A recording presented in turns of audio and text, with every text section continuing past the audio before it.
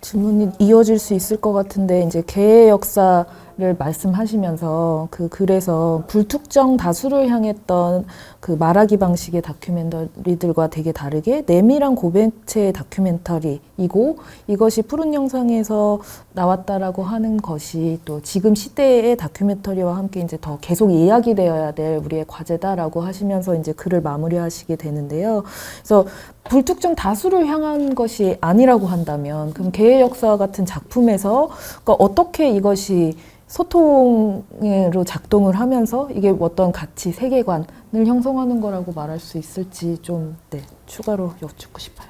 네, 제가 이 질문을 보면서, 제가 표현을 좀 불특정 다수를 향한 것이라는 표현이 조금 더 다듬어질 필요가 있다라고 좀 생각을 하긴 했는데, 그러니까 이게 이제 사적 다큐멘터리라고 하고 나가 화자로 등장한다고 하더라도, 이전 시기에 이제 다큐멘터리는 어떻게 보면 나는 이래요 라고 하는 웅변을, 내가 이제 어떤 주제에 대해서, 그것이 이제 태도는 조금씩 다를 수 있겠지만 말 그대로 불특정 다수 사회에 나는 이래 혹은 나의 삶은 이랬어 라고 이제 좀 이런 이제 연사 같은 방식으로 말을 던지는 방식이라면 최근의 여성 감독 다큐멘터리는 그거보다 훨씬 내밀한 방식의 자기 고백의 방식이고, 근데 이제 제가 생각할 때는 개의 역사 같은 경우에는 근데 제가 조금 말하기가 되게 조심스럽긴 한데 왜냐면 굉장히 여러 방면에서 논의가 많이 되고 탐구가 많이 된 다큐멘터리잖아요. 예를 들면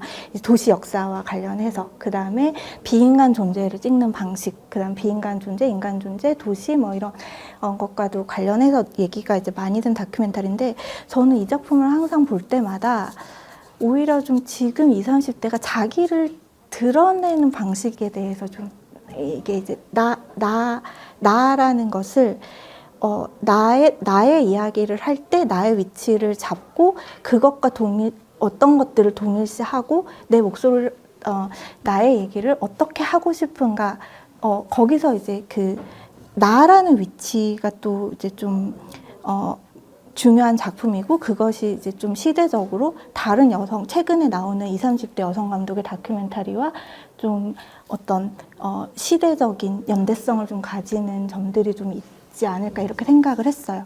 그래서 어떻게 보면 이제 웅변대에서 연사를 하듯이 말할 필요는 없는 다큐멘터리고, 더군다나 이제 2010년 이후에는 그러니까 2000년대 이후에는 디지털 이제 기술과 함께 전부 다 혼자 개인 작업으로 혹은 학교에서 작업을 많이 하는데, 이런 형태의 영화가 왜 푸른 영상이라는 공동체가 필요하다고 생각을 했을까, 이런 질문을 우선 제가 좀 가지고 있었고, 또 반대로 생각을 했을 때는 제가 오히려 이제 이 글 쓰면서 리서치를 하면서 우리의 감각이라는 게, 아까 푸른 영상은 또 여성주의로는 아무도 생각하지 않지 않을까 뭐 이런 질문 사람들도 하고, 그 다음에 이제 그 다큐멘터리라고 할 때 조금 더 운동적이고 액티비즘적이고 남성 중심. 근데 또 상대적으로 푸른 영상 태동할 때 보면 장상공주나 변현우 감독님이 이제 작업에 합류하게 되거나 이런 것들을 생각해 보면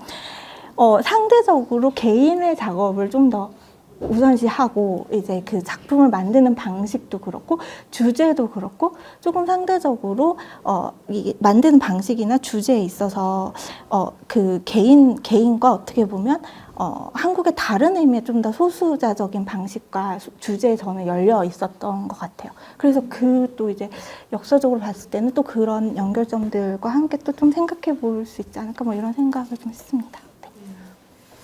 이제 김보람 감독님께도 영화 관련해서 좀 여쭤볼 텐데요. 연결되는 질문일 것 같아요. 그러니까 이러한 내밀한 고백의 영화가 우리한테 다가오고 있잖아요. 근데 이것을 이제 상상하실 때 어떤 편지처럼 보내는 대상이 있고 그런 말을 건네신 건지, 아니면 에세이처럼 지금 이제 자기를 드러내고 자기 안으로 이제 사람들을 초대하는 방식이었던 건지, 어떤 식의 생각이 드셨나요?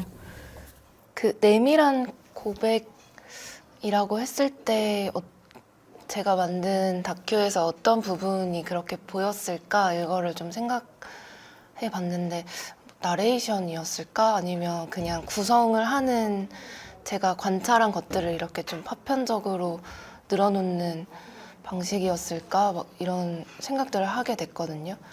근데 이제 아까 이제 황미호조 선생님께서도 이제 자기를 드러내는 방식에 대해서 말씀을 해주셨는데, 저의 화법 자체가 약간 돌려 말하기 그런 화법이 있는 것 같아요. 근데 평소에 말할 때도 약간 딱 요점을 딱 찍어서 이렇게 직진하지 못하고 이거를 말하고 싶으면 저기 멀리까지 이렇게 돌아서 이런 거 같은데 하고 옆에서 이렇게 돌고 있는 그런 평소의 말투도 좀 그런 것 같거든요. 그래서 그게 작업에도 그냥 반영이 된 게 아닌가라는 생각을 하기도 했는데, 근데 저는 그러니까 나레이션을 생각해 봤을 때는 처음부터 나레이션을 넣고 싶지 않았던 것 같아요. 그러니까 저 스스로가 생각했을 때 이제 아까도 잠깐 짚어주시기도 했지만 푸른 영상에서 왜 이런 영화가 나와야 하지? 막 이런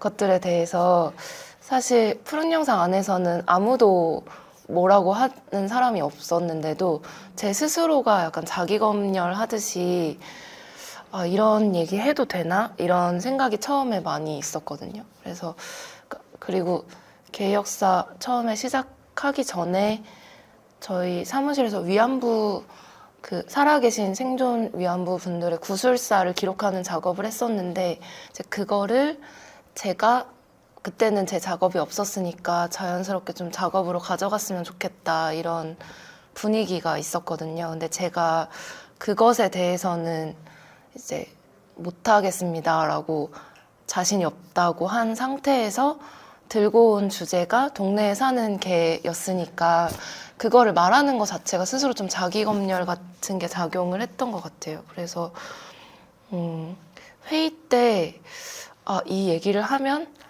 사람들이 뭐라고 반응할까 막 이런 걱정? 혹시 나가라고 하면 어떡하지? 막 이런 생각들 하면서 이제 나가라고 하면 나가야겠다 막 이런 생각도 하면서 이제 처음 얘기를 했었는데 제 걱정이나 상상하고는 다르게 그때 이제 미래 선배가 해주셨던 반응이 막 어머 보람아 잘 됐다 막 너가 하고 싶은 게 생겼다니 너무 잘 됐다 뭐 이런 얘기를 해주시면서 재밌게 해보라고 재밌을 것 같다 뭐 그런 얘기를 들었던 기억도 나고 그래서 그러니까 저는 만드는 과정에서 이제 저의 스타일이나 이런 것에 대해서는 크게 이렇게 인식하지 못한 채로 작업에 들어갔었는데 사실은 다 완료가 된 상태에서 사람들이 해주는 얘기를 듣고 거꾸로 내가 이런 화법인가 내가 이런 얘기를 하고 싶어 하는 사람인가 이거를 조금 더 인식하게 된 케이스였던 것 같고 그래서 처음에 그런 너무 보잘것없는 얘기를 하고 있다라는 스스로의 검열이 있었기 때문에 오히려 더 이게 내 얘기로만 보이면 안 된다라는 생각이 강했었고 그런 고민을 굉장히 많이 했었거든요.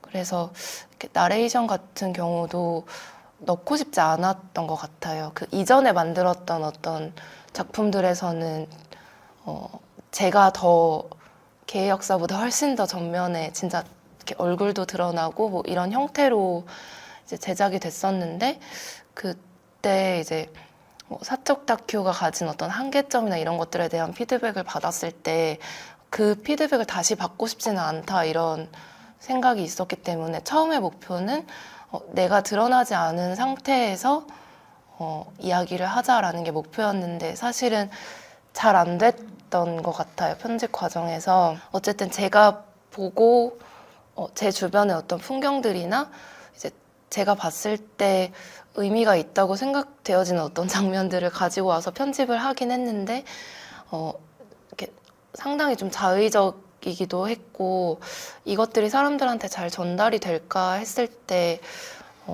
잘 전달이 안 되는 것 같더라고요. 이제 가편 시사나 이런 것들을 했을 때 그렇다면은 이제 방법이 필요할 텐데 어떤 방법이 있을까 고민을 하다가 이제 결국에는 이제 영화의 출발점 자체가 제가 가지고 있던 어떤 말로 딱 설명하기 어려운 어떤 감정에서부터 시작이 된 작업이었거든요.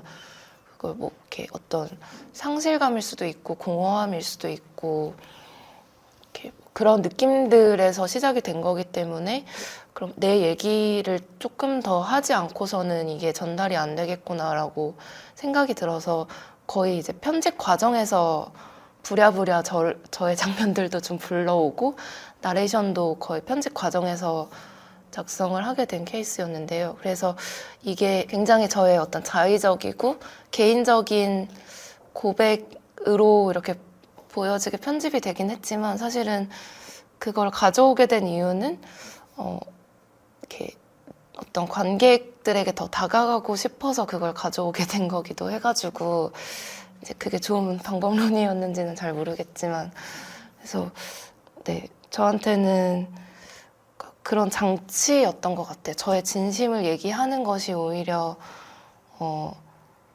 더 관객들한테 이렇게 이렇게 얘기를 잘 전달할 수 있게 되기를 좀 기대하면서 그런 것들을 하지 않았나 생각해요.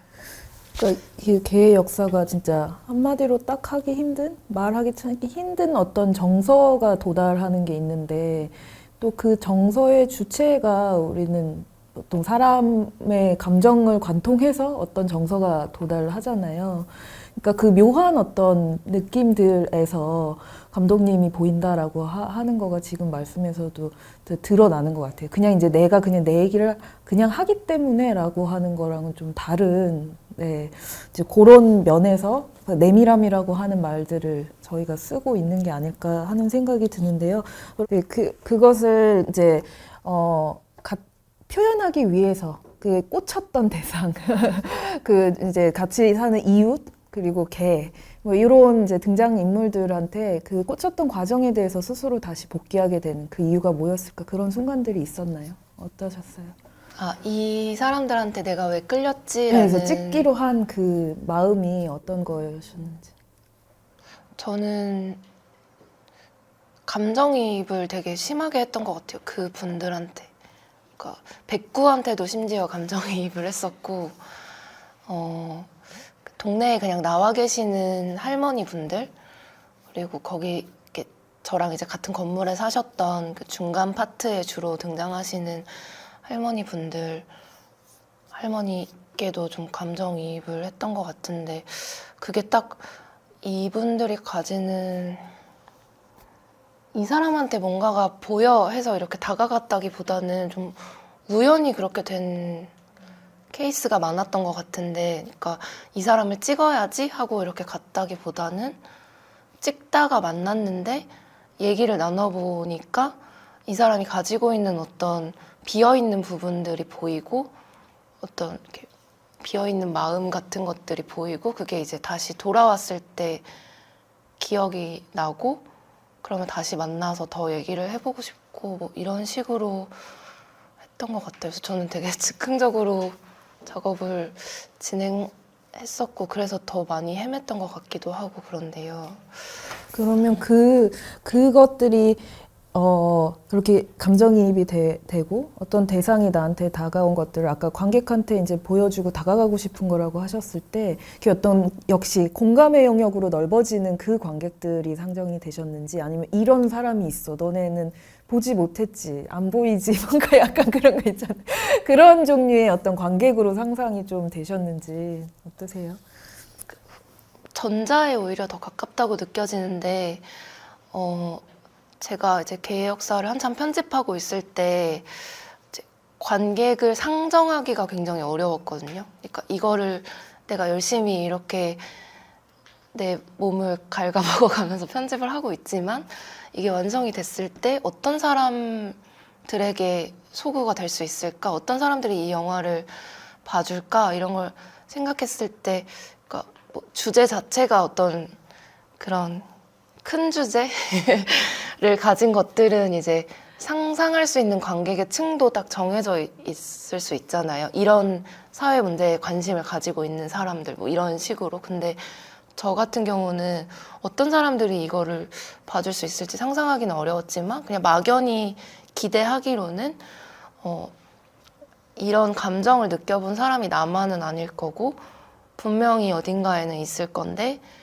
영화를 만들고 상영할 기회가 생긴다면 그런 사람들이 한 명이라도 있었으면 좋겠다. 그래서 만약에 어떤 관객이 저도 비슷한 마음이에요 라고 말을 해주면 성공할 것 같다라는 생각, 좀 막연했지만 그런 기대로 작업을 했던 것 같아요.